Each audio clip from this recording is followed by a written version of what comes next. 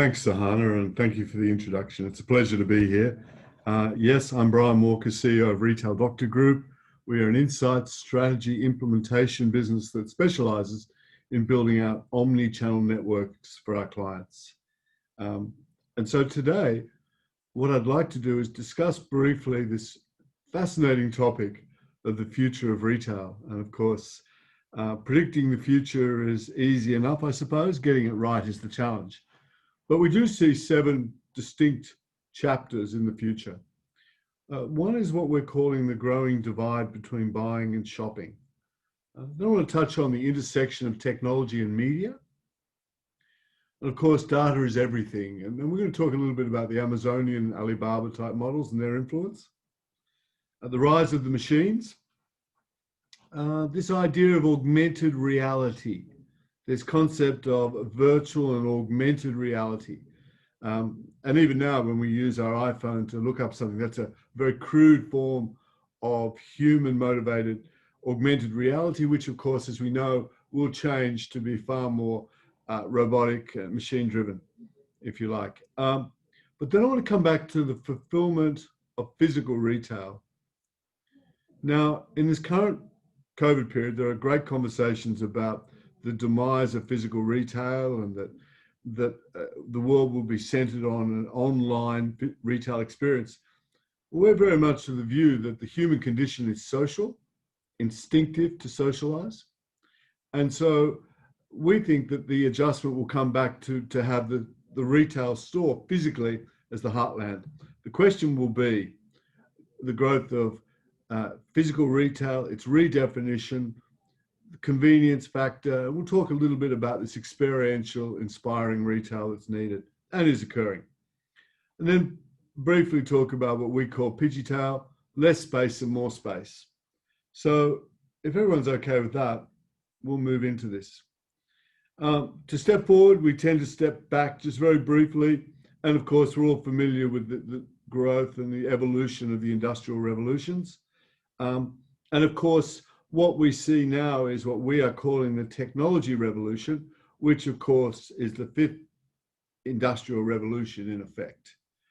And this great change to the landscape, to the world in which we live, fueled by technology, changing consumer behavior, and as a consequence, retailers globally are starting the process of adaptation, as are our shopping centers and environments that house retailers. And I'm saying starting because it was only in 1999, really such a brief period ago, that a very small bookshop opened in Seattle, which of course is now the Amazon business. So you see this very rapid growth in a very short time, but clearly more accelerated than the preceding revolutions. So we talk about the augmented revolution, this transformational revolution that we are really at the cusp of, base camp, if you like. Consequentially, we're seeing what we would call the growing divide between buying and shopping. And so if we think about time as a currency, we think about time well used, time well spent. Now, time well used is really in the buying domain.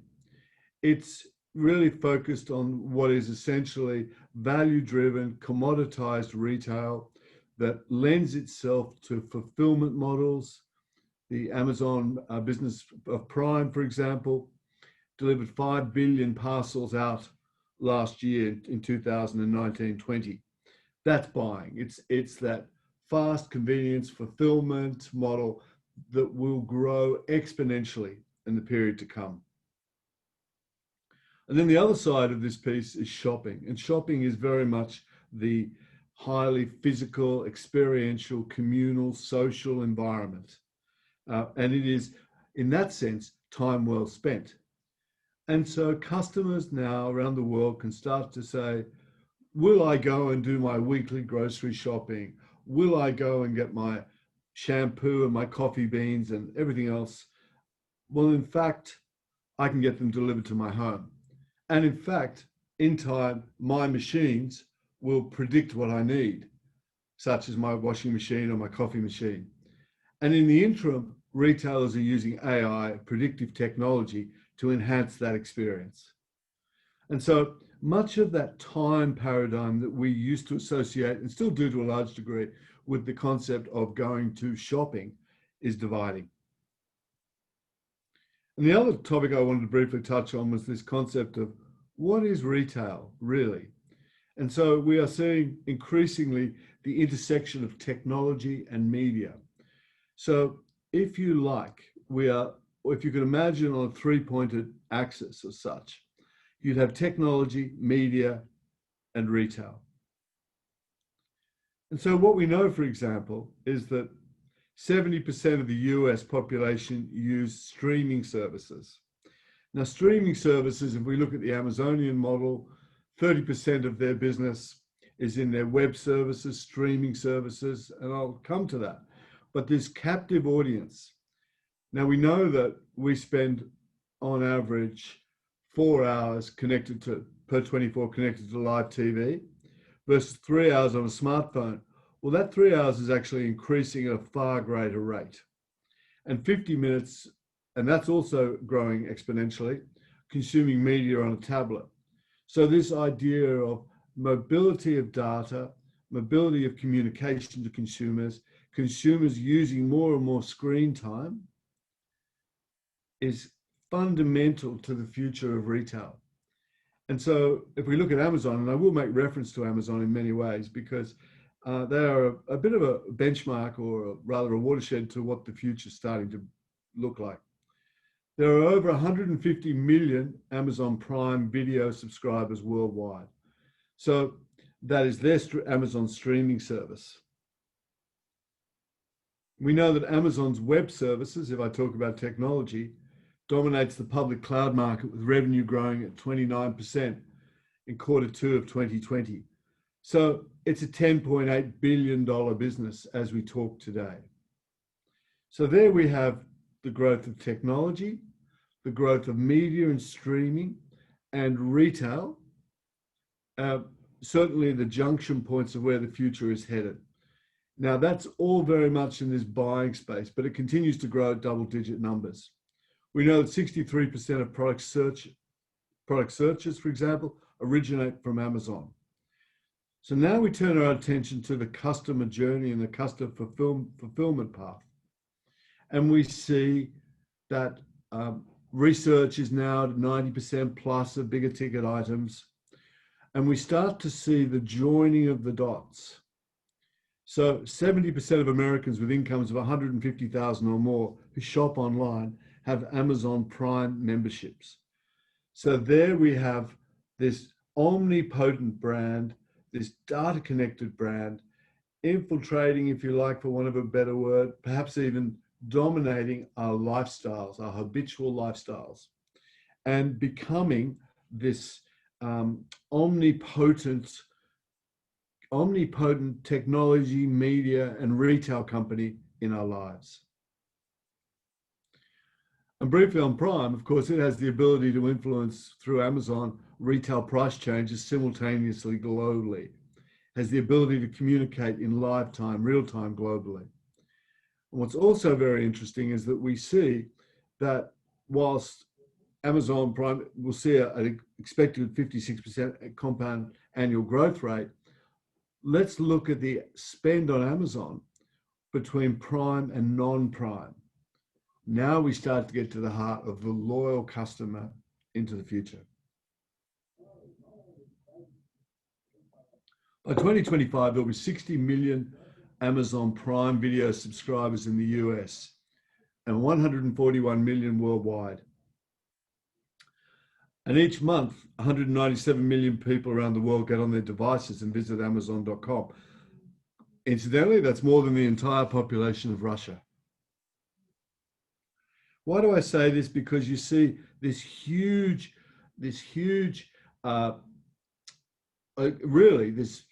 machine that's dominating the future, that's picking up on consumer behavior and predicting it. And I'll come to the prediction shortly. Alexa, the home AI device, is soon to be a $20 billion industry for Amazon.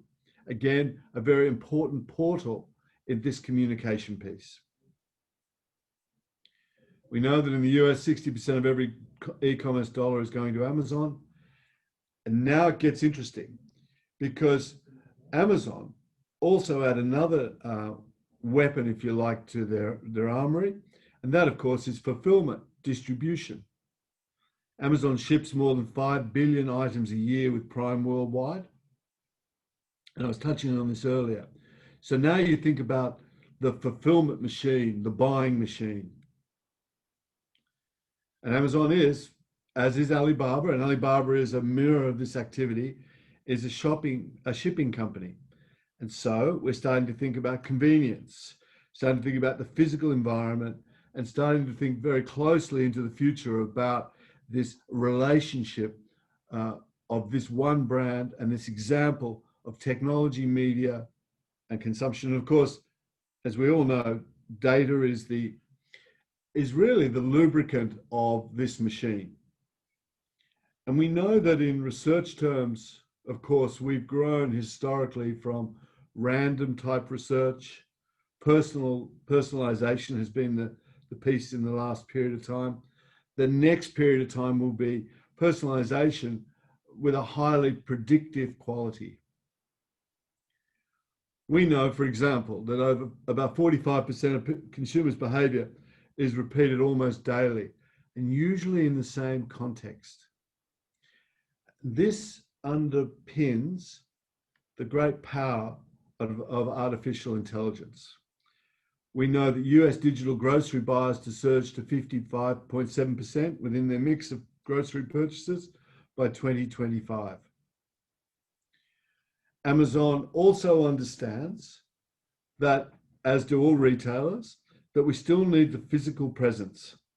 And in this example, this integrated interactive portal called Amazon Go is, of course, a grocery store that's fully seamless around seamless around technology, people less. And again, it becomes another adjunct to the experience with that brand. 62% of US digital buyers, high focus on purchasing food or beverage from Amazon in the past month. Now, I've deliberately taken quite an Amazonian-centric view to the future of retail because, as I touched on, I think they produce this very fascinating window into what's possible. And of course, what we see with the pandemic, just briefly looking here, is that the Walmart is a very fine competitor, and both coming at it from different angles, but they're really looking to drive consumer adaptation of digital grocery. Now, this will speak to available floor space, and as I touched on before, logistics, demographics, and so forth going forward. Here in Australia, we're seeing data that says that 55% of all searches will be completed without a screen in Australia by 2022. So we'll move from keyboards, which we're all very adept at the moment, to voice, to retina, and so forth. And that will be the way that we will communicate. And this gives great weight, if you like, to the future of the smart home, the interconnected environment, the car that talks to the washing machine, that talks to the fridge. The idea that, you know, the fridge can send you a message to say that its temperature is not feeling quite what it normally is, and it's going to book a call with the technician. These almost sound sort of Orwellian, but this is where it's pointed. And in fact, we've seen some really interesting patents. Google, for example, have got one where they've got a patent for little automatic AI type inventory level recorders in our coffee and our sugar, that when the product drops to a certain level, an order is placed on the supplier. And I touched on earlier about augmented reality or virtual reality, another growth industry that will go forward. And I touched on the comment that we've always historically used augmented reality in one way, shape, or form. You could argue that the ancient craftsman with a tool shaping wood or what have you was a very crude and very basic form of using a tool to shape an outcome, if you like, augmented in that sense. As is our smartphones, and as is the future of retail. So currently, what we're seeing here is a US $162 billion industry in the 20s, 181% growth in the 2015 to 2020 forecast period. And we were starting to see, and we'll continue to see, devices in physical environments, such as the smart mirror that this image shows us. And so digital, by the way, if we think about digital and its impact, it really breaks into three camps. Digital fulfillment, that is the supply chain. Digital in-store, let's call it, or digital customer experience. And of course, digital brand prediction and so forth. So when people talk about digital, we always like to know exactly what piece they're really talking about. Experts estimate there will be US 860 million VR investment in China alone, 2019, and up to 8 billion to 10 by 2020 in the US. Now, these numbers in absolute terms are large. In relative terms, it's the beginning of what we see as the future. I might have mentioned the growth of the self-ordering coffee machine, or the machine that regulates, predicts our lifestyle. So this piece on the future, and the future, by that I mean, in this case, artificial intelligence. Global annual spending on AI by retailers will reach about 19.9 billion by 2027. Of course, this is AI, tag what's visual search, automated tagging, categorization. And so this will be a fundamental part of the future of retail. And across the back end of the supply chain, we'll see a much greater growing adoption, which I've touched on smart logistics. So one of the great competitive differentiators will be around speed. And once again, this is the play on this paradigm of time. As time becomes more compressed, as globally we move to a more urbanized environment, where predictions are by 2030, 70% plus of the world will live in the definition of cities. And so express product, predictive product, all the things I've touched on, and the ability to get it to consumers faster and quicker will be, and is already, shaping up as a key point of differentiation. Not too far away, retail and consumer product companies are planning to use AI across the value chain. We're seeing lots of AI type companies set up, and their key sort of raison d'etre is around intelligent automation. And where does AI take us to? Well, it takes us to decision-making, personalizers, speech transcript, vision around ink recognizers, video indexes, custom vision, language, of course, translation, speed, search at rapid rates. And if you take a segue away or a step away from retail for a moment, you think about the workforce and the dramatic changes to societal workforces, the dramatic changes to education, hospitals, the arts. Every gamut of society is and will be influenced by AI, artificial intelligence, going forward. And by the way, I touched a little bit on shopping centers.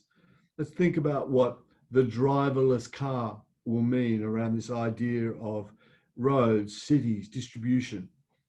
COVID has certainly impacted the way we work, and we've adapted to that. So there'll be much more adaptation by consumers, fueled by technology, adapted by retailers. This is the model I touched on earlier around time well spent and time well saved, or used, if you like. And so time well saved, and I'll say well spent, is really this piece that will drive so much around retailer strategy and the areas that I've talked about. Now, I want to come back to the point I made earlier as we start to conclude today's session. Some people are saying that the demise of physical space is imminent. Well, one point I would make is that if you look at countries like the US, Canada, and Australia, they're in the top 3 per capita of retail space. So it's quite evidential to suggest that we are overshopped, if I talk about those 3 countries. and that online and pre-COVID online and the high movement towards search started to change the face of these distribution networks. And the long tail of these networks was starting to consolidate anyway. And I think that's what we'll see more and more of. And if we talk about the marketplace in Australia, $335 billion turnover, the average online pre-COVID was around 9%, but increasingly double digits in the time well saved or well used space, and very low in this high experiential physical space. So physical retail is really all around the human condition, and it's about building in human condition and excitement and interest, and of course this idea of shopping that we've touched on. So less space and more space, the future of Virutal. This is really to talk about how retailers are adapting into this omni-channel environment. You know, we know that 12,000 retail locations were expected to close last year in the US, but we've seen a boom in these brands translating to online, either by different owners. And so this ecosystem, which I prefer as a term to omni-channel, is really just consolidating, adapting, evolving, emerging into the new form of retail. And it's important now that we start to think about retail in three distinct phases on the customer's path to purchase. The first phase is exploration, social proof. That's the online searches. It's the whole piece about research. It's using that up to 3.5 hours per day that we surf the net, as it were. So brand, one of the future pieces around retail will be the prominence and growth of brand, even more so. And really critical for retailers to keep coming back to what are they unique at, their differentiators are, their point of difference is, what makes them great. And that's always been the case, but it's accelerating. The shop then becomes the area where over time I can talk to people, engage with energizing experiences, perhaps be even taught something about the product, perhaps even enter into a Lululemon type after hours class. Different ways to use the physical space, and little less about the metrics that we've grown up with, of sales per square meter and so forth, more about engagement, consummation. And then the third phase is around the post-purchase community, how I'm introduced to the tribe, how the tribe builds. Now, if I talked about Amazon earlier, it is an example with technology of building a huge tribe as such. And what I'm also talking about at the moment lends us to think about the relationship between retailers and landlords, for example, around how each determines value. Well, that's all getting changed and transformed as well. Over the years, we've been in this business and building this business. We would have said years ago, oh yes, this retailer could build, 50 to 100 stores, let's say, hypothetically. Now we're likely to say, you could build, and we'll build with you, a very good digital platform, a fantastic branded piece, and a smaller physicality of network of stores, but building much more into this concept of brandship in many cases. And a brandship, as it implies, is this interactive, engaging experience like the Nike at New York, and what is relevant, Starbucks, to go into their coffee cathedrals as an icon of the brand and a deliberation of everything the brand stands for. Not economical, of course, to put into all its locations, but to have this idea of your hub being this immersive, amazing branded experience. And then thinking about how blending the digital with the physical. So here we have a neuroscientist in Uniqlo working out personality profiles for a young customer, adding theatre, adding some interest to it all.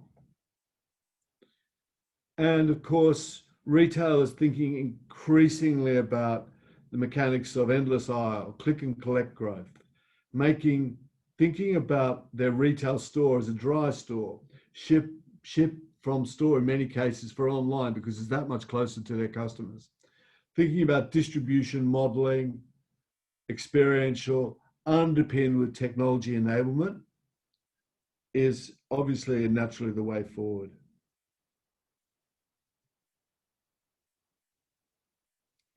And what's interesting here when we talk to consumers and research them is that we see this idea of loyalty starting to change. And we're seeing consumer behaviors, and probably well into the future, around some of the things that drive people to swap brands, their sustainable position, their ecological position, their environmental causes, their value systems. And this is particularly true because we are also at the generational inflection point and changeover point into millennials. And millennials carry a lot more of these values than their predecessing Gen Xers and baby boomers and the like. And so conscious retailing will be very much part of the future and the trends. This last graph really just talks about US e-commerce, but still off a reasonably low base. I've touched on that. This is just a little touch about COVID and safety and really thinking about, what will customers value in time to come? So thank you very much, Sahana, for the opportunity to speak with you today. I hope that you found it interesting and your audience has found it interesting. I wish I could be with you in person, but at retaildoctor.com.au, please feel free to be in touch. And once again, thank you very much.